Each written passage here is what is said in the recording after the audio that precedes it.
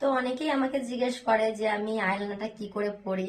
তো ভাবলাম আমি তোমাদেরকে একটু দেখাই যে আইলাইনারটা আমি কি করে পরি। ঠিক আছে, সবার আগে আমি ছোট্ট একটা আয়না নিয়ে নিই আর সামনে রিং লাইটটা জ্বালিয়ে নিই। তারপরে সবার আগে আমি চোখের এই কোণাটা তৈরি করি। দেখে নাও তোমরা কিভাবে করি।